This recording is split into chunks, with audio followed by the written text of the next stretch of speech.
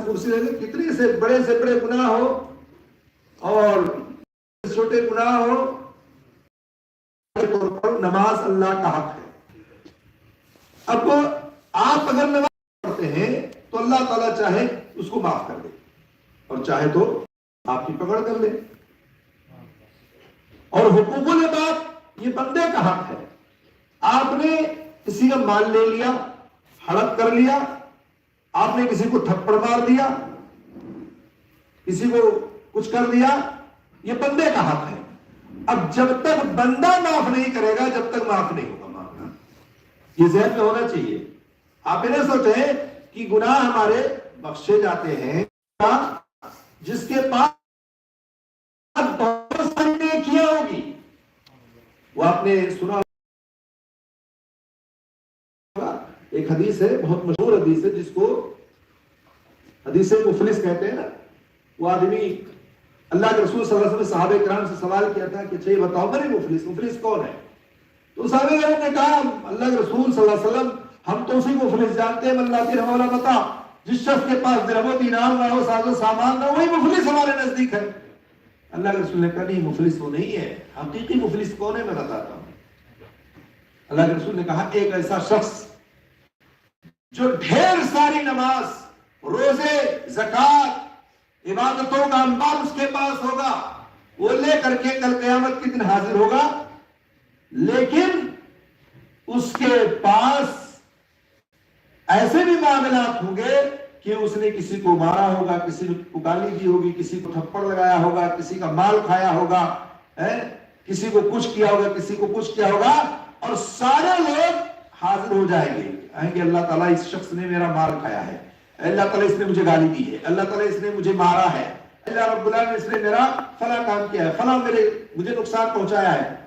اللہ تعالیٰ کہے گا ٹھیک ہے، اس کی نیکیوں کو لے کر کے اللہ رب العالمین اس بندوں کو، ان بندوں کو دے دے گا جو آئیں گے۔ اب سوچو، نہیں چل رہا ہے؟ چل رہا وہ ان کا چلا جانے والا۔ اللہ رب العالمین ان نیکیوں کو، اس کے نیکیوں کو لے کر کے ان تمام لوگوں کو دے دے گا، اس کے باوجود بھی اس کے پاس وہ لوگ کھڑے ہوں گے جن کو تکلیف اس نے دی رکھی ہوگی، اور نیکیاں ختم۔ اب کیا ہوگا؟ اس کے بدلے میں اللہ تعالیٰ ان کے گناہوں کو اس کے اوپر ڈال دے گا، ٹھیک ہے جاؤ اس طرح سے پورتی کرو۔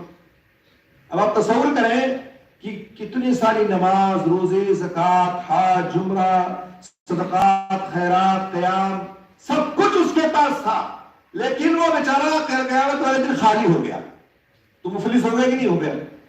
کچھ نہیں بچا اس کے پاس۔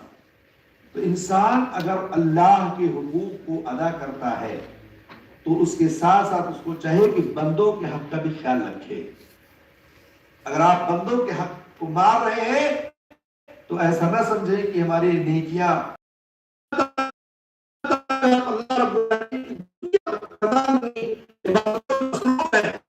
اگر آپ کا عقیدہ باطل ہے تو آپ کو کوئی قابل قبول نہیں ہے، چاہے جتنا کریں۔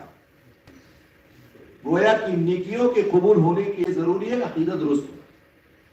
بلڈنگ آپ ایک منزلہ کھڑی کریں چاہے 50 منزلہ کھڑی کریں، اگر بنیاد کمزور ہے تو اس کو گر جانا ہے، اس کو ڈھہ جانا ہے۔ تو انسان اپنے عقیدے کو درست کرے۔ عقیدہ کیا ہے؟ جیسے مثال کے طور پر اس کا عقیدہ ہونا چاہیے، میں تو مثال دے دیتا ہوں کہ اللہ رب العالمین کے علاوہ کوئی حقیقی معبود نہیں، اللہ کے رسول صلی اللہ علیہ وسلم ہی اللہ کے رسول ہیں، انہی کی صرف اتباع کی جائے گی، پیروی کی جائے گی، کسی اور کی اتباع و پیروی نہیں کی جائے گی۔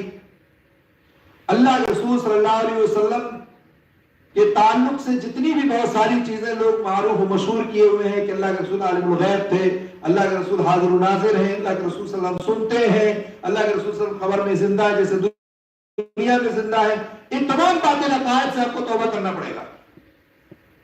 اللہ رب العالمین کے تعلق سے بھی اور اللہ کے رسول کے تعلق سے بھی آپ کو اپنا عقیدہ درست کرنا پڑے گا، تب آپ کی نیکیاں قبول ہوگی اور آپ کے گناہ معاف ہوگی، ورنہ صفر، معاملہ صفر ہوگا، کچھ نہیں ہوگا آپ کے پاس۔ اس لیے ان تمام باتوں کا ہمیشہ خیال رکھنا چاہیے. ہماری نیکیاں اللہ رب العالمین کے دربار میں پہنچتی ہیں، قبول ہوتی ہے نہیں قبول ہوتی ہے اللہ رب العالمین کو پتا ہے.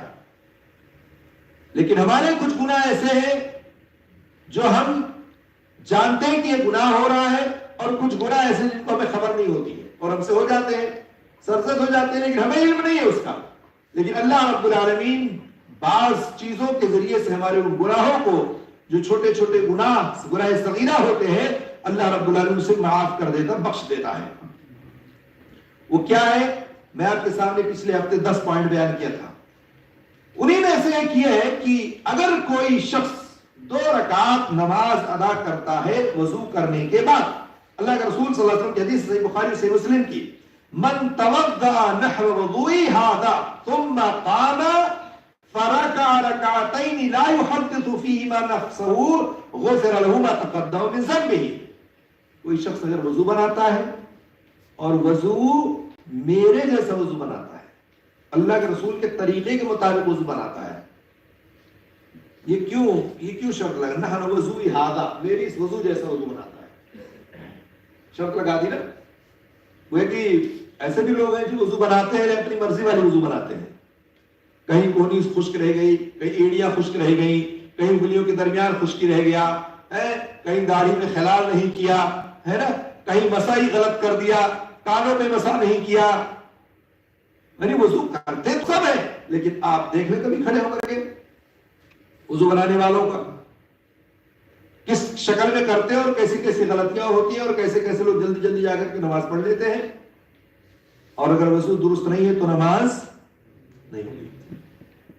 بغیر چابی کے تالا کھلنے والا ہے، یہ مفتاح الصلاۃ ہے، نماز کی کنجی ہے یہ وضو. اور اگر وضو درست نہیں ہے تو نماز درست نہیں ہوگی.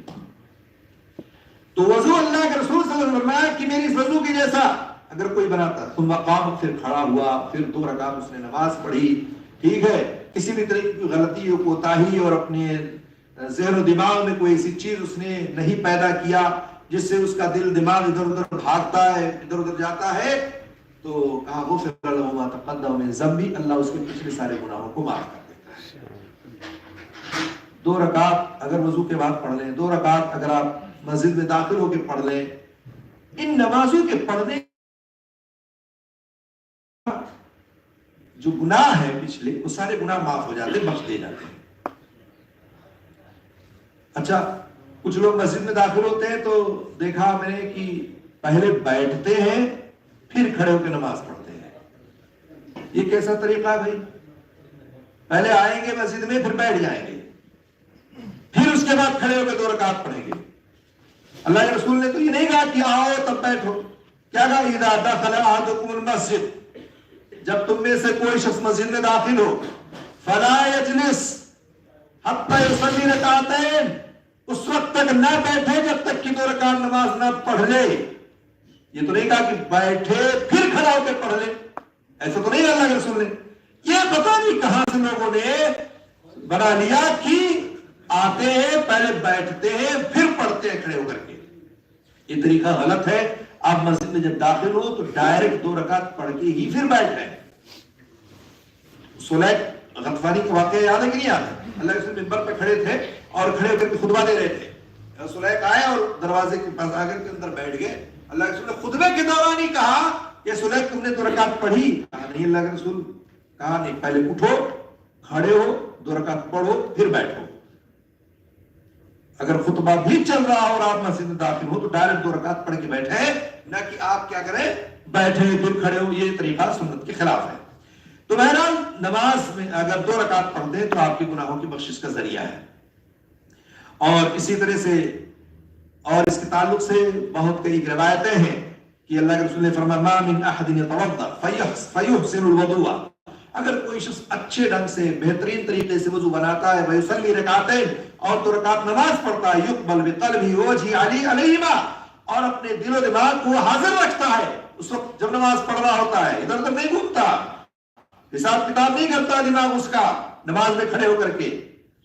کچھ لوگ کا تو حساب نماز ہی نہیں یاد آتا ہے نا، ورکشاپ کا، کمپنی کا، تنخواہ کا، کتنا آیا تو کتنا بھیجنا ہے. کتنا بچانا ہے تو کتنا کس کو دینا، پورا حساب ہوتا نماز میں کھڑے ہو کر کے. جہاں کوئی حساب کبھی نہیں یاد آئے گا نماز میں یاد آئے گا اس کو. اپنے دل و دماغ کو وہ حاضر رکھتا ہے، حاضر رکھ کر کے اگر وہ پڑھتا ہے تو اللہ کے رسول نے کہا الا وجبت له الجنہ، اللہ رب العالمین اس کے اوپر جنت کو واجب کر دیتا ہے. تو کتنی بڑی نیکی ہے، کتنا بڑا فائدہ نفع ہے. دل و دماغ کو حاضر رکھ کے نماز پڑھا کرو، ادھر ادھر بھٹکو نہیں، بھٹکو گے تو خسارے میں ہو جاؤ گے. اس کے بعد آپ نے وہ حدیث سنی ہوگی نا، ایک جانور کو پانی پلانے والی، بارہا سنا ہوگا. اور رحمہ بالحیوانات، آپ حیوانوں کو جانوروں پر رحمت کریں، ان پر رحم کریں. آپ جب رحم کریں گے تو اس کے بدلے میں اللہ کے رسول کی وہ حدیث بہت معروف اور مشہور ہے کہ بینما رجل یمشی فاشتد علیہ العطش فنزل بئرا فشرب منها. ایک آدمی جا رہا تھا نا، اور جا رہا تھا تو دیکھا کہ سخت گرمی کا موسم تھا، اور اس نے جو ہے پانی پیا، اور اس کے بعد دیکھا کہ ایک جو ہے پیاسا، ایک جانور پیاسا تھا، اور وہ جانور کتا تھا. کہا کہ وہ کتا جو ہے پیاسا تھا، ہاف رہا تھا، اس کو کیا کیا کنویں میں اترا، اور اتر کر کے جو ہے وہ پانی اس نے خود پیا، اور جب باہر نکلا تو دیکھا کتا ہاف رہا ہے. پہلے تو نہیں پیاس لگی اتر کر کے، جب نکلا تو دیکھا کتا موجود ہے، اور اس کے بعد کہا کہ فَإِذَا خَرَجَ ثُمَّ خَرَجَ فَإِذَا هُوَ بِكَلْبٍ يَلْهَثُ يَأْكُلُ الثَّرَى مِنَ الْعَطْشِ. مٹی کو چاٹ رہا تھا، پیاس کی شدت کی وجہ سے وہ پریشان تھا. تو اس نے کیا کیا، پھر اس نے وہی کام کیا، پھر اترا، پھر گیا، اور پھر اپنے اس نے موزے میں یا جو بھی اس کے پاس تھا پانی کو بھرا اور لے کر کے آیا، پھر اس کتے کو پلایا. فشکر اللہ لہ، اس نے بس اللہ کا شکر ادا کیا. فغفر لہ، اللہ رب العالمین نے اس کی اس عمل کی وجہ سے اس کے گناہ کو معاف کر دیا، اس کے گناہ کو بخش دیا. اور اللہ کے رسول نے کیا کہا، قالوا یا رسول اللہ، صحابہ کرام نے کہا وَإِنَّ لَنَا فِي الْبَحَائِمِ أَجْرًا، اللہ کے رسول جانوروں پر اتنی رحمت اور اتنا رحم کرنے پر کیا ہمارے لیے اجر ہے؟ قال فِي كُلِّ كَبِدٍ رَطْبَةٍ أَجْرٌ، اللہ کے رسول نے ہر وہ چیز جس کے اندر جان ہے، اگر اس کے تعلق سے اگر آپ رحمت دکھاتے ہیں، رحم کرتے ہیں اس پر، تو آپ کے لیے اس کے لیے اجر ہے. یہ جو بلیوں کو لے جا کے کھانا دیتے ہیں نا، یہ کم نہ سمجھیے، یہ بہت بڑا اجر کا کام ہے. ظاہری طور پر لگتا ہے کہ ہمیں کیا یار ہمیشہ سمیٹتے رہتے ہیں جب دیکھو، لیکن نہیں، اگر اس بندے کے اندر یہ خلوص و نیت کے ساتھ لے جاتا ہے کہ نہیں جانور ہیں، بھوکے ہیں، پیاسے ہیں، ہمیں ان کو کھلانا ہے، ہمیں ان کو دینا ہے، ہمارا انتظار کر رہے ہوتے ہیں، ٹھیک ہے، تو یقین مانیے اللہ رب العالمین کے نزدیک یہ بہت بڑا عمل ہے کہ انسان ظاہری طور پر تو چھوٹا سا لے جا کے دے دینا، صرف اپنے گھر سے بھی نہیں لاتا وہ، یا اس کے لیے خصوصی طور پر بناتا بھی نہیں ہے کہ چلو اس کے لیے بنا رہا ہوں تو دے رہا ہوں، اپنے ہی کھانے کے بچے ہوئے چیزوں کو وہ اٹھاتا ہے اور لے جا کر کے جانوروں میں ڈال دیتا ہے. تو اس کا یہ بہت بڑا عمل ہے اللہ کے نزدیک. میں ایک جگہ ایک سعودی کے پاس بیٹھا ہوا تھا، تو کھجور کے کچھ دانے جو ہے خراب تھے، تو ہم لوگ کیا کرتے ہیں، اس کو پھینک دیتے ہیں ادھر ادھر، نہیں کھاتے ہیں، بلدیاں میں جا کے ڈال دیتے ہیں. اس نے کہا نہیں اس کو رکھو. اس نے سائیڈ کیا، اور سائیڈ کرنے کے بعد کہا یہ باہر جو کھجور کا درخت ہمارے لگا ہے، مسجد کے سامنے درخت لگا تھا، کہا لے جاؤ اس درخت کے جڑ کے پاس رکھ کے آ جاؤ. کہ جڑ کے تو بولا نہیں، وہاں چونٹیاں آتی ہیں، اور چونٹیاں آتی ہیں پھر اس کو کھاتی ہیں. اب آپ تصور کرو کہ ہمارا جو ہے دماغ، ہماری عقل وہاں تک نہیں پہنچتی، ہم تو گھر اور بلدیاں میں ڈال دیتے ہیں اپنے کھانے کو. وہ کھجور کے اس دانے کو، اس ٹکڑے کو جو خراب ہو چکا تھا، یعنی انسان کے کھانے کے لائق نہیں تھا، یا ہمیں پسند نہیں تھا، پھر بھی اس نے ان کو پھینکا نہیں، اور ایسی جگہ لے جا کے ڈالا کم سے کم جو کیڑے مکوڑے چونٹیاں چھوٹے چھوٹے جو ہے وہ اس کو کھا سکتے ہیں، اور اس میں اپنی پیاس اور اپنی بھوک کو مٹا سکتے ہیں. ہم لوگ کتنا ضائع کرتے ہیں کھانے کو، ہم لوگ کتنا بہاتے ہیں کھانے کو، آدھا کھایا آدھا پھینکا. اسی دسترخوان پہ آپ دیکھیں ہمارے کتنے بھائی ایسے ہیں جو اتنا چاول اگر زائد ہو گیا تو سمیٹیں گے نہیں. اللہ کے رسول کی حدیث بھی یاد ہونا چاہیے کہ انکم لا تدرون بأیکم البرکہ، تمہیں نہیں معلوم ہے کہ کھانے کے کس دانے میں برکت ہے. اللہ کے رسول نے کھانے کے آداب آپ کے سامنے کئی بار بیان ہوئے ہیں کہ آپ جب کھانا کھائیں تو انگلیوں کو چاڑنے، زمین پہ گر جائے تو اٹھا کے کھا لیا کریں، اس کو آپ پھینکیں نہیں، اس لیے آپ ضائع نہ کریں، اس کو جانوروں کو دے دیا کریں جو بھی ہے جانور آپ کے پاس۔ تو اس طرح سے بھی ہمیں جانوروں پر رحم کرنا چاہیے۔ اس کا بدلہ کیا ہے؟ اللہ ہمارے گناہوں کو معاف کر دیتا ہے اور اس کا بہترین اجر اللہ تعالیٰ ہمیں عطا کرتا ہے۔ اسی طرح سے آپ مجلس میں بیٹھتے ہیں نا، کبھی 10 آدمی 5 آدمی جمعرات مناتے ہیں کہ نہیں مناتے آپ لوگ؟ خاص طور سے جمعرات بریانی بنتی ہے تو 10-20 لوگ آتے ہیں، حاضر ہوتے ہیں، آج فلاں کے ہاتھ فلاں کے ہاتھ فلاں دوست کے ہاتھ، تو 10-20 2 4 6 جہاں بھی بیٹھے آپ، جب مجلس کا اختتام ہو تو ایک دعا ہے جس کو کفارۃ المجلس کہتے ہیں، اس دعا کو پڑھا کریں۔ جب اٹھیں تو میزبان آپ ہیں تو مہمان اگر آپ ہیں تو میزبان کے حق میں دعا بھی کریں، اور اس مجلس کے اختتام پر کفارۃ المجلس جو دعا اللہ کے رسول نے سکھلائی ہے اس کو بھی ضرور پڑھا کریں، چاہے مرد ہو یا عورت ہو، جہاں بھی 2 4 6 مرد اکٹھے ہو، 2 4 6 خواتین اکٹھی ہو، جہاں بھی مجلس لگے، چونکہ جب مجلس میں آدمی ہوتا ہے تو کچھ نہ کچھ باتیں ادھر ادھر کی نکل ہی جاتی ہے، کبھی کسی کے تعلق سے کبھی کچھ دنیاوی باتیں ہوتی ہیں، تو اللہ کے رسول صلی اللہ علیہ وسلم نے فرمایا من جلس فی مجلس فکثر فیہ لغته، یہ جب آدمی مجلس میں بیٹھتا ہے تو کہیں نہ کہیں لغو باتیں ہو ہی جاتی ہیں، غلطیاں ہو ہی جاتی ہیں۔ فقال قبل ان يقوم من مجلس، کہا کہ جب بھی تم مجلس سے اٹھو تو اس سے پہلے تم کیا کرو، یہ دعا ضرور پڑھ لیا کرو۔ کون سی دعا ہے وہ؟ کون سنائے گا؟ ادھر سے کسی کو یاد ہے کفارۃ المجلس کی دعا؟ کرسی پہ بیٹھنے والوں،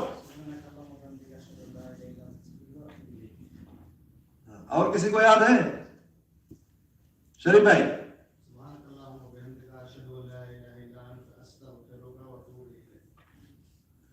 آپ لوگوں میں سے کسی کو نہیں یاد کرو اس دعا کو، یہ بہت ہی بہترین دعا ہے کفارۃ المجلس کی۔ جب مجلس سے فارغ ہو، چلنے لگو یا مجلس سے کھڑے ہو تو اس دعا کو ضرور پڑھا کرو، سبحانک اللہم وبحمدک اشہد ان لا الہ الا انت استغفرک واتوب الیک۔ اس کا معنی کیا ہے؟ آپ اللہ کی تعریف کریں، سبحانک اللہم وبحمدک، اللہ تیری ذات پاک ہے، تیرے لیے حمد ہے، میں گواہی دیتا ہوں کہ اللہ تیرے علاوہ کوئی معبود حقیقی نہیں ہے، استغفرک، اللہ مجھے معاف فرما دے، مجھے بخش دے، واتوب الیک، اللہ ہم تجھی سے توبہ کرتے ہیں، تیری طرف پلٹتے ہیں، ہم تجھی سے معافی مانگتے ہیں۔ یہ دعا آپ کریں گے، کیا فرمایا اللہ کے رسول نے؟ الا غفر له ما كان في مجلسه ذلك، اس مجلس سے اٹھ کے وہ گیا نہیں کہ اللہ تعالیٰ اس کے گناہوں کو معاف کر دیتا، بخش دیتا ہے۔ دیکھنے میں تو دعا ہے نا چھوٹی سی، محنت کچھ ہے اس میں؟ کوئی محنت نہیں ہے، کوئی محنت نہیں ہے۔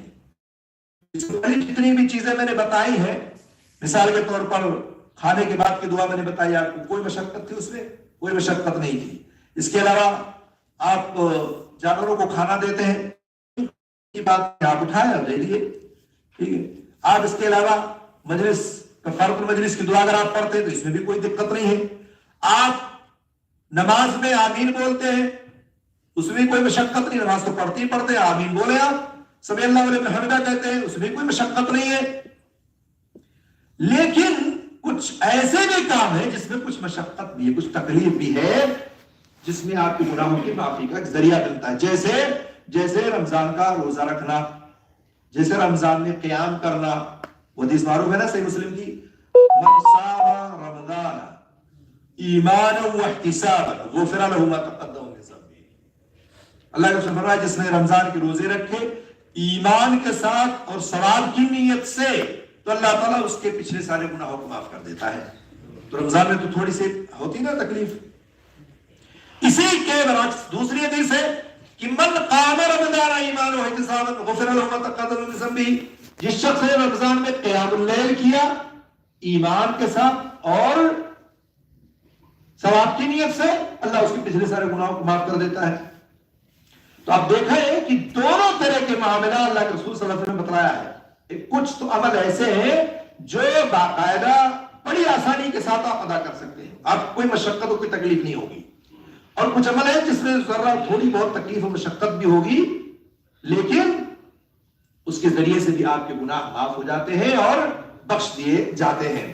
تو اس لیے رمضان آ رہا آنے والا ہے، رمضان کے روزے کا اہتمام کریں اور قیام اللیل کا بتایا کہ آمین آمین میں آپ ہیں وہ پچھلے ہفتے میں نے جو درس دیا تھا اس میں بتایا تھا آپ کو اللہ علیہ من حمدہ، اور اس میں دیکھیں کہا اللہ رسول نے کہ اذا قال الامام غیر المغضوب علیہم ولا الضالین فقولوا آمین، کہا فإنه من وافق قوله قول الملائکہ غفر له ما تقدم من ذنبہ۔ جب بندہ نماز پڑھتا ہے اور امام جب ولا الضالین کہتا ہے تو آمین کہتا ہے، کہا جب اس شخص کی آمین، امام کی آمین اور پھر فرشتے آسمان میں آمین کہتے ہیں، جب تینوں آمین کی موافقت ہوتی ہے تو اللہ کے رسول نے کہا غفر له ما تقدم من ذنبہ، اللہ اس کے پچھلے سارے گناہوں کو معاف کر دیتا ہے، بخش دیتا ہے۔ تو آمین بھی کچھ لوگوں کی زبان سے نہیں نکلتی، آپ بغل میں کھڑے ہیں لیکن سنائی نہیں دیں کہ آمین بولا کہ نہیں بولا۔ جب امام زور سے بولے گا تبھی تو آپ بولو گے، اس نے بولا تو آپ کو بھی زور سے بولنا ہے، اسی میں فرشتے بھی آمین بولتے ہیں۔ اس لیے آمین بولا کرو اور بلند آواز سے بولو جہری نمازوں میں۔ اللہ کے رسول صلی اللہ علیہ وسلم نے فرمایا کہ یہودیوں کو دو چیزوں سے بہت چڑ تھی، ایک آمین سے اور ایک سلام سے، دونوں میں چڑ کیوں تھی؟ آمین سے ایک تو یہ فائدہ کہ آپ کے گناہ معاف ہو جاتے ہیں، دوسرا اس میں اتحاد اتفاق بھی ہے کہ بیک وقت امام مقتدی سارے لوگ آمین کہتے ہیں۔ آمین کا مطلب کیا ہے؟ آمین کا مطلب اللہ ایسے ہی ہو، ہاں جو اللہ ایسے ہی ہو، اللہ ایسے ہی ہو۔ آمین کا مطلب یہ نہیں ہے، آمین کا مطلب اے اللہ تو قبول فرما لے، یعنی جو کچھ میں نے آپ اللہ تعالیٰ سے مانگا ہے اللہ ایسے ہی ہو، مطلب یہ ہے کہ آپ یہ کہنا چاہتے ہیں اللہ تو قبول فرما لے، یعنی جو میں مانگا ہوں ایسے اللہ مجھے دے دے، ٹھیک ہے؟ تو آپ اللہ سے کہتے ہو اے اللہ مجھے سیدھا راستہ دکھا، آپ کہتے ہو اللہ مجھے صراط مستقیم پر گامزن کر دے، اللہ ہمیں جو ہے یہود و نصارہ کے غضب سے محفوظ رکھ، مانگتے ہو نا، تو آپ جب کہتے ہو پھر کہتے ہو آمین، اللہ تو قبول فرما لے، اللہ تو ہماری اس دعا کو قبول فرما لے۔ اب آپ نے کہا، پھر فرشتوں نے کہا، امام نے کہا، اگر تینوں کی آمین بیک وقت اکٹھی ہو گئی تو اللہ رب العالمین اس کے بدلے میں سارے گناہوں کو معاف فرما دیتا ہے۔ تو اس سے یہودیوں کو بڑی چڑ تھی، اور سلام سے بھی چڑ تھی۔ سلام سے کیوں چڑ تھی؟ سلام کو کہ السلام علیکم ورحمۃ اللہ وبرکاتہ، اس کا مطلب کیا ہے؟ آپ پر سلامتی نازل ہو، اللہ کی رحمت اور اس کی برکت ہو۔ تو ظاہر سی بات، ایک مسلمان دوسرے مسلمان سے ملتا ہے اور وہ اس کو سلام پڑھتا ہے اور پھر وہ پلٹ کے جواب دیتا وعلیکم السلام، یعنی آپ تمہارے اوپر بھی سلامتی ہو۔ ایک مسلمان دوسرے مسلمان پر سلامتی بھیجتا ہے اور یہی دیکھ کر کے ان کو بڑی دقت ہوتی تھی، بڑی چڑ ہوتی تھی۔ اور اس کے ساتھ ساتھ یہی نہیں تھا، آپ کہتے ہو السلام علیکم، کتنی نیکی؟ 10، ورحمت اللہ بڑھا دیا آپ نے تو 20، برکاتہ بڑھا دیا تو 30۔ کیا محنت لگا آپ کا بھائی؟ آپ نے کہا السلام علیکم ورحمۃ اللہ وبرکاتہ، 30 نیکی آپ کے کھاتے میں لکھ دی گئی۔ آپ نے وعلیکم السلام ورحمۃ اللہ وبرکاتہ، 30 نیکی آپ کے کھاتے میں لکھ دی گئی۔ کچھ لوگ تو السلام علیکم بڑی مشکل سے کہتے ہیں، کچھ لوگ تو بس ایسا کہتے ہیں کہ پتہ ہی نہیں چلتا کہ سلام بھی کیا کہ نہیں کیا۔ تو اس لیے سلام کے بارے میں اللہ کے رسول نے کہا افشوا السلام بینکم، لوگوں میں سلام کو عام کرو، پھیلاؤ۔ تو اس لیے یہودی چڑھتے تھے کہ سلام میں سلامتی ہے اور ایک دوسرے کو مسلمان سلامتی بھیجتے رہتے ہیں۔ تو اس لیے نماز میں آمین کہا کرو، اس کا بھی آپ کو بڑا فائدہ ملے گا۔ اس کے ساتھ ساتھ ایک مسلمان جب دوسرے مسلمان سے ملتا ہے تو کیا کرتا ہے؟ سلام کرتا ہے، اور سلام کے ساتھ ساتھ مصافحہ بھی کرتا ہے، ہاتھ ملاتا نا، ایک ہاتھ کی دو ہاتھ، دو ہاتھ، یعنی ایک آپ کا ایک میرا، دو ہو گیا تو 4 ہو گیا، یا میں ایک ملایا تو 3 ہو گیا۔ مصافحہ کے معنی کیا ہوتے جانتے ہیں؟ فارسی میں اس کو اس طرح سے کہا کہ کفے دست بر کفے دست نہادن، ہاتھ کی ہتھیلی کو ہاتھ کی ہتھیلی پر رکھنا، ایک تو پشت ہے، یہ پیٹھ ہے ہاتھ کی، اور یہ ہاتھ کا پیٹ ہے. کہا ہاتھ کی ہتھیلی کو ہاتھ کی ہتھیلی پر رکھنا. ٹھیک ہے، اسی کو مصافحہ کہتے ہیں. مصافحہ کہ آپ نے ہاتھ ایک ملایا اور میں نے ایک ہاتھ ملایا، دونوں آدمی نے ہاتھ ملا لیا، اسی کو مصافحہ کہتے ہیں. دو ہاتھ سے مصافحہ کرنے کی جو ثبوت ہے وہ درست نہیں ہے. ایک ہاتھ سے کیا جائے گا، ایک سے آپ کریں گے، ایک ہاتھ سے ایک سے ہم کریں گے، تو دو ہاتھ ہیں. مصافحہ جب آدمی کرتا ہے تو اس کے تعلق سے اللہ کے رسول صلی اللہ علیہ وسلم کی روایت صحیح ابو داؤد کی کیا کہا؟ ما من مسلمین یلتقیان فیتصافحان الا غفر لهما قبل ان یفترقا. صحیح ابو داؤد. فرمایا اللہ کے رسول صلی اللہ علیہ وسلم نے کہ دو مسلمان جب آپس میں ملتے ہیں پھر دونوں آدمی ایک دوسرے سے مصافحہ کرتے ہیں تو کہا کہ اللہ رب العالمین ان دونوں کے گناہوں کو معاف کر دیتے ہیں جب وہ جدا ہوتے ہیں، جب الگ ہوتے ہیں. ہم نے مصافحہ کیا، مصافحہ کر کے آپ الگ تھلگ ہو گئے، تو آپ کی جدائی جیسے ہوئی اللہ رب العالمین آپ کے گناہ کو معاف کر دیتا ہے. تو مصافحہ کرنا چاہیے. ایک تو مصافحہ کرنے سے لگتا ہے کہ ہاں دل مل رہا ہے. کچھ لوگ اس لیے نہیں کرتے ہیں چھوڑو کون جائے اس سے ملانے ہاتھ، ہے نا. جب دل نہیں ملے گا تو ہاتھ بھی نہیں ملتا ہے. آپ کا دل جب صاف ہوگا تب آپ ہاتھ ملائیں گے، آگے بڑھیں گے، گلے ملیں گے، ہے نا. جب دل میں خدورت ہوگی، کینہ ہوگا، کپٹ ہوگا، دشمنی ہوگی تو ہاتھ نہیں ملائیں گے آپ. اور اسی طرح سے جب دل نہیں ملے گا تو نماز میں پیر سے پیر بھی نہیں ملاتا آدمی. اللہ کے رسول نے کہا کہ یہ جو دوری ہے نا کہیں تمہارے دلوں میں اختلاف نہ پیدا کر دے، اور اسی لیے پیر سے پیر ملانا بہت مشکل کام ہوتا ہے. یہ عربی ہے، یہ اجمی ہے، یہ امیر ہے، یہ غریب ہے نا. میں مدیر ہوں، میں کفیل ہوں، اور یہ ہمارا عامل ہے. پیر سے پیر ملا رہا ہے، دل نہیں مل رہا ہے. تو جب دل ہی نہیں ملے گا تو نہ پیر ملے گا اور نہ ہاتھ ملے گا. اسی لیے یہی دل کی قدورت اور کینہ اور کپٹ کو نکالنے کے لیے مصافحہ کیا جاتا ہے. اس سنت کو زندہ رکھو اور اس سنت کے مطابق اپنے ہاتھوں کو ملاؤ اور اپنے دلوں سے کینہ کپٹ اور دشمنی کو دور کرو. اس لیے ضرورت ہے کہ انسان اپنے دل کی صفائی رکھے، اور جب دل صاف ہوگا تو آپ ہاتھ ملائیں گے، ورنہ دور سے ہی دیکھ کے راستہ کاٹ لیتے ہیں. اور کچھ لوگ تو ویسے بھی سر نیچے کر کے گزر جائیں گے، کہیں بھی مولوی صاحب میں سلام نہ کر لیتے ہیں. مجھے پوچھے نے کہاں چلے گئے تھے بھائی، نظر نہیں آئے کئی ہفتے سے، یا نماز میں نہیں دکھائی دیتے ہو. اس ڈر سے بھی لوگ سلام نہیں کرتے، بھاگ لیتے ہیں. یہ مطلب تجربے کی بات میں دیکھتا ہوں لوگوں کو. تو اس لیے آپ مصافحہ کرو. اچھا، مصافحہ کا مطلب یہ بھی ہے کہ ایسا نہ ہو کہ آپ ہر کسی سے مصافحہ کرنے لگے. آپ کسی غیر محرم عورت سے مصافحہ کریں گے تو کریں گے نہیں، آپ اسی سے کریں گے جس کے لیے آپ کے لیے جائز ہے، درست ہے. ٹھیک ہے. تو مصافحہ ایک ہاتھ سے. مصافحہ جب ملاقات ہو تو ایک دوسرے سے ضرور کریں. اس کا فائدہ یہ ہے کہ آپ کے گناہوں کی بخشش کا ذریعہ ہے.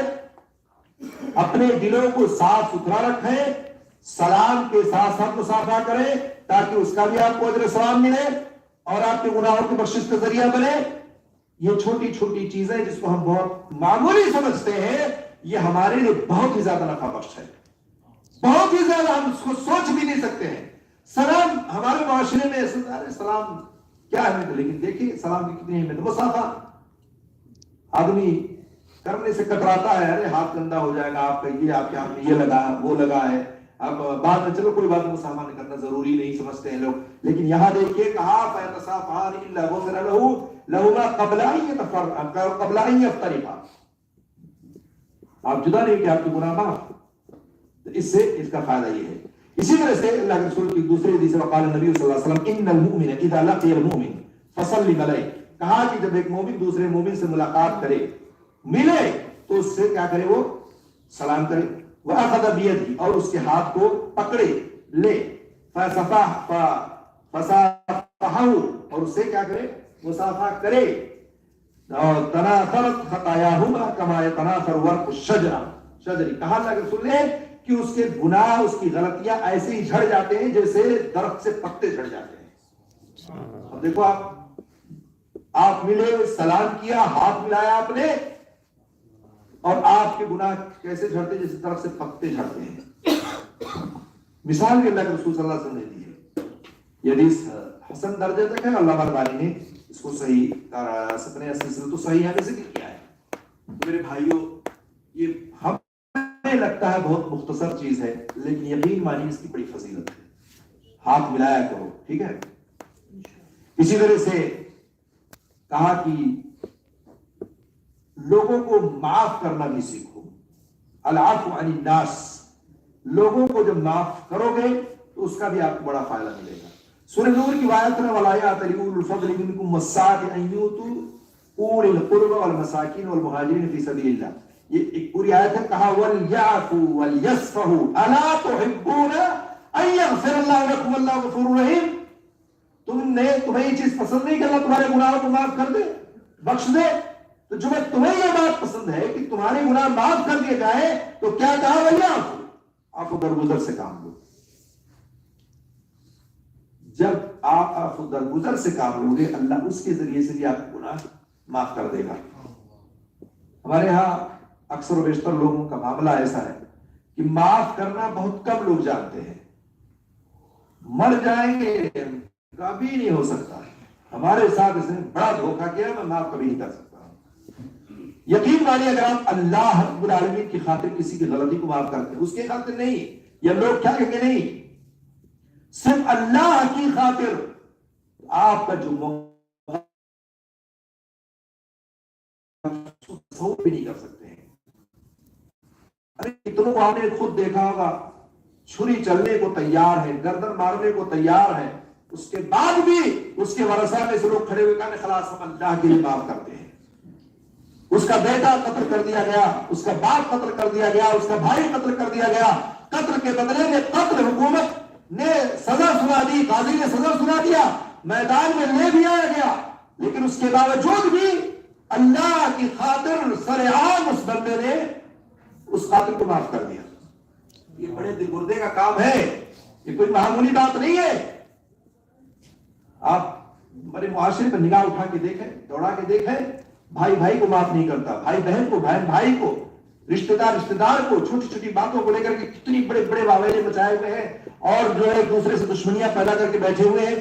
اور کتنے ایسے لوگ ملیں گے آپ کو جو کوئی معاملہ ہی نہیں ہے، شبہ کی بنیاد پر، صرف شبہ کی بنیاد پر ایک دوسرے کو الزام تراشیاں، اور کوئی ایسا معاملہ نہیں، صرف شادی میں کارڈ ہمارے گھر پہ لا کے کیوں نہیں کیا، فون پہ کیوں کہا، واٹس ایپ کر کے دعوت دی ہے، اس میں ناراضگی ہو گئی، اور اس طرح سے وہ اس کو بہت بڑی غلطی شمار کرتا ہے، اور اس کے بعد اس کے کھانے میں، اس کی شادی میں، اس کے جو ولیمے میں، عقیقے میں شرکت نہیں کرتا ہے.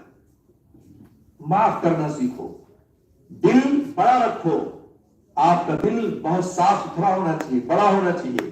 معافی اگر آپ کرتے ہیں تو اللہ رب العالمین اس کے بدلے میں آپ کو معاف کر دے گا. آپ دنیا میں کسی کو معاف کرو گے، کل قیامت کے دن اللہ آپ کو معاف کر دے گا. یہ زیادہ نفع بخش سودا ہے کہ نہیں سودا ہے؟ دنیا میں آپ معاف کر دیں، کیا ہے جب ٹھیک ہے کوئی بات نہیں بھائی، آپ نے ہمارے ساتھ زیادتی کی ہے، لیکن میں اللہ کی خاطر آپ کو معاف کرتا ہوں، جاؤ آپ جانو اور آپ کا کام جانے. اتنا ہی تو کہنا ہے، ٹھیک ہے بھائی، ہمارا آپ کی طرف سے کوئی تعلق نہیں، آپ نے میرا پیسہ لے لیا، آپ نے میرا فلاں چیز مار لی، ٹھیک ہے، یہ ہمارا حق ہے، ہم چاہیں تو ہم تھپڑ مار کے بھی لے سکتے ہیں، ہم چاہیں تو مقدمہ لڑ کے بھی لے سکتے ہیں، ہم چاہیں تو لاٹھی کے بل پر بھی لے سکتے ہیں، لیکن ٹھیک ہے آپ زبردستی کرو، چلو میں کوئی بات نہیں ہے، اپنا حق میں چھوڑ دیتا ہوں صرف اللہ رب العالمین کی خاطر، اور اس کا بدلہ میں اللہ رب العالمین سے چاہتا ہوں. اگر آپ یہ کام کرتے ہیں تو یقین مانیے بڑے دل گردے کا کام، اور یہ سب نہیں کر پاتے، کچھ ہی لوگ ہوتے ہیں جو کر لیتے ہیں. اللہ تعالیٰ ہم سب کو اس کی توفیق دے. اور اس طرح سے یقین مانیے کہ عفو درگزر یہ بہت ہی اہم چیز ہے، ہمیں چاہیے کہ ہم یہ کام ضرور کیا کریں. اس کے علاوہ بہت سارے ہیں، اگر میں اور آگے بات بڑھاؤں گا تو یقین مانیے کہ بہت ساری چیزیں بڑھ جائیں گی. انہی میں سے استغفار بھی ہے، انہی میں سے جو ہے نماز کی حفاظتیں بھی ہیں، 5 وقت کی نمازیں ہیں جو آپ کے گناہوں کو معافی کا ذریعہ بن سکتا ہے، ٹھیک ہے، ہر وقت اللہ رب العالمین کا ذکر کرتے رہیں، یہ بھی ہے۔ اسی طرح سے مسجد جانا، مسجد میں نماز کا انتظار کرنا، یہ بھی جو ہے اسباب مغفرت ہے۔ اور اسی طرح سے سچی توبہ کرنا، اللہ رب العالمین سے ڈرنا، ظاہری طور پر بھی باطنی طور پر بھی، صرف ظاہری نہیں، ظاہری طور پر بھی باطنی طور پر بھی، جہاں آپ دیکھ رہے ہیں کہ لوگ دیکھ رہے ہیں، اور ایسے بھی ذہن میں ہو کہ ایسے بھی جگہ ہے جہاں اللہ ہی دیکھ رہا ہے، دنیا نہیں دیکھ رہی ہے۔ مثال کے طور پر موبائل ہے آپ کا، یہ موبائل آپ سوچتے ہیں اگر میں اس میں گانا چلاؤں گا تو یار ہمارے پاس پڑوس والے سننے والے کیا کہیں گے، تو ظاہری طور پر آپ اس گناہ کو نہیں کر رہے ہیں نا۔ لیکن وہی چیز آپ اپنے روم میں چلے جائیں، رضائی کے اندر چلے جائیں، ایئر فون لگا لیں اور اس کے بعد آپ گانا دیکھ سنیں، تو باطنی طور پر آپ ظاہری طور پر تو ڈر گئے، اللہ سے بھی مان لیجیے ڈر گئے، لوگوں سے ڈر گئے، لیکن باطنی طور پر آپ نہیں ڈرے، آپ اپنے خواہشات کی پیروی کرنے لگے، شیطان نے آپ کو بہکا دیا۔ اس لیے بھی دونوں طرف سے آپ کو ڈرنا ہے اللہ سے، باطنی طور پر بھی ظاہری طور پر بھی، ہر طرح سے یہ ساری چیزیں ہیں۔ اور اسی طرح سے اور بہت ساری چیزیں ہیں۔ اللہ رب العالمین سے دعا ہے اللہ تعالی ہم سب کے گناہوں کو معاف فرمائے، اللہ تعالی ہم سب کے گناہوں کی معافی کا سبب اور ذریعہ پیدا کر دے، اللہ تعالی ہم سب کو ان تمام اعمال کو کرنے کی توفیق عطا فرمائے، اور ہم سے جو غلطیاں اور کوتاہیاں ہوتی ہیں اللہ تعالیٰ سے دور کر دے، ہماری نیکیوں کو قبول فرما لے، ہمارے عقائد کو اللہ تعالیٰ درست فرما دے۔ اگر ہمارے عقیدے میں اگر کسی طرح کی غلطی ہے، کوتاہی ہے، تو ہمیں چاہیے کہ ہم اس کی اصلاح کرنے کی کوشش کریں۔ کوئی ضروری نہیں ہے کہ آپ کو جس چیز کو صحیح سمجھ رہے ہیں وہ صحیح ہو، کوئی جس چیز کو آپ سمجھتے ہیں کہ میں اسی پہ ہوں تو یہ درست ہے، آپ کو ذرہ برابر بھی کہیں شک ہو، شبہ ہو تو اہل علم سے پوچھا ہے، ضرور پوچھیں تاکہ آپ کا عقیدہ درست ہو جائے۔ بنیاد اگر درست ہے تو آپ کی ساری نیکیاں قابل قبول ہیں، بنیاد اگر آپ کی خطا ہے، غلطی ہے اور درست نہیں ہے تو آپ چاہے جتنے اچھے کام نیک کام کر لو کوئی فائدہ نہیں ہے، سب ریت کے مانند اڑ جائے گا، روئی کے مانند اڑا دیا جائے گا، کوئی فائدہ نہیں ہوگا۔ اس لیے سب سے پہلا کام عقیدہ درست ہو، تاکہ ہم جو بھی کام کریں اب اس کے بعد اگر کوئی غلطی ہوتی ہے تو اللہ ہمارے گناہوں کو معاف کرنے والا، بخشنے والا ہے۔ اللہ تعالیٰ ہم سب کے بیٹھنے کو قبول فرمائے، سننے کو قبول فرمائے، اور ہم جب یہاں سے جائیں تو اللہ تعالیٰ ہم سب کو نیک کام کرنے کی توفیق عطا فرمائے۔ آمین رب العالمین۔ السلام علیکم ورحمۃ اللہ وبرکاتہ۔ السلام ورحمۃ اللہ وبرکاتہ۔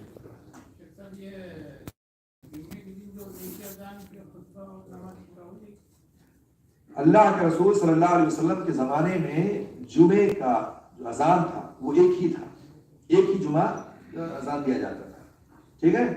بعد میں حضرت عثمان غنی رضی اللہ تعالیٰ عنہ کے دور میں دوسرے اذان کی شروعات ہوئی، ٹھیک ہے، اور وہ بھی کافی پہلے مسجد کے باہر کے حصے میں دیا جانے لگا، تاکہ لوگوں کو چونکہ آبادی بڑھ گئی، مسلمان بڑھ گئے، کثرت ہو گئی تھی، تو اس لیے خبردار کرنے کے لیے لوگوں کو بتایا جانے لگا کہ یہ پہلی اذان ہے تاکہ نماز کے لیے تیاری کر لو اور مسجد آ رہا ہے، اور دوسری اذان جو ہے وہ خطبے کے دوران یا خطبے سے پہلے دی جاتی ہے، خطبے سے پہلے، ٹھیک ہے۔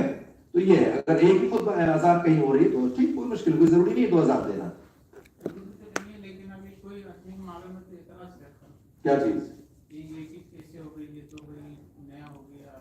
2 اذان ہو گئی اس لیے نیا ہو گیا؟ ایک ہی تھی، اصل ایک ہی ہے، ہاں تو نہیں معلوم ہے تو اس کا تو کوئی علاج یہ ہے کہ وہ معلوم ہے۔ ان کو یہ بتائیے آپ کہ 2 اذان دینے کا یہ مقصد ہے، اور یہ اللہ کے رسول صلی اللہ علیہ وسلم کے زمانے میں ایک تھی، حضرت عثمان کے زمانے میں دوسری ہونی شروع ہوئی ہے، اور اس کی وجہ بتائیے۔ تو اگر دونوں پہ عمل ہو رہا ہے تو بھی کوئی حرج نہیں ہے، لیکن اگر صرف ایک اذان ہو رہی ہے تو بھی کوئی مسئلہ نہیں، ایک اذان کے ساتھ آپ نماز جمعہ ادا کر سکتے ہیں۔ بہت ساری مسجدوں میں ہمارے یہاں 2 اذان شروع ہوئی، پھر بعد میں اس کو ختم کر دیا گیا، ایک ہی اذان ہونے لگی، ٹھیک ہے۔ یہ چیز ذہن میں ہونا چاہیے، اور جو اعتراض ہے اس کو بتائیں، وجہ بتائیں، ساری چیزیں اس کے سامنے رکھیں اور اس پر دلیلیں ہیں۔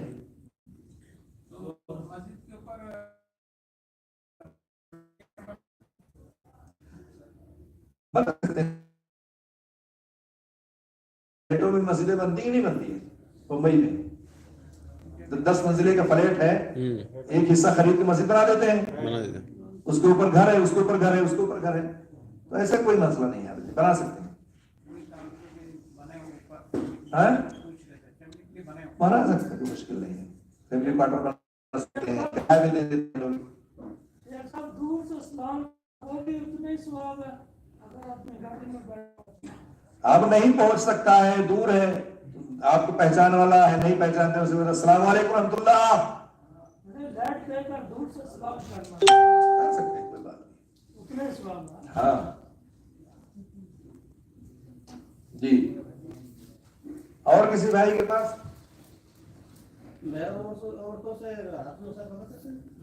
महरम से कर सकते हैं, जैसे अपनी वालिदा से करें, आप बीवी से करें, ठीक है, बहन से कर सकते हैं, गैर महरम से नहीं। अच्छा, एक ऐलान ये है जो भूल न जाऊं, अगले जुमेरात को और उसके बाद वाले जुमेरात को उम्रे की गाड़ी जा रही है, फ्री ऑफ कास्ट, सनैया से जाएगी गाड़ी, ठीक है, खाना भी मिलेगा एक टाइम का इंशाल्लाह, ठीक है। जिन भाइयों को जाना हो वो अपने इकामे की कॉपी जो है जमा करा दे, लेकिन पहली बात है छुट्टी जरूर ले लें, बाद में को पता आप कैंसिल कर दें, मेरा नंबर रख लें और जिसको जाना होगा वो मुझे व्हाट्सएप कर देगा और इत्तला कर देगा।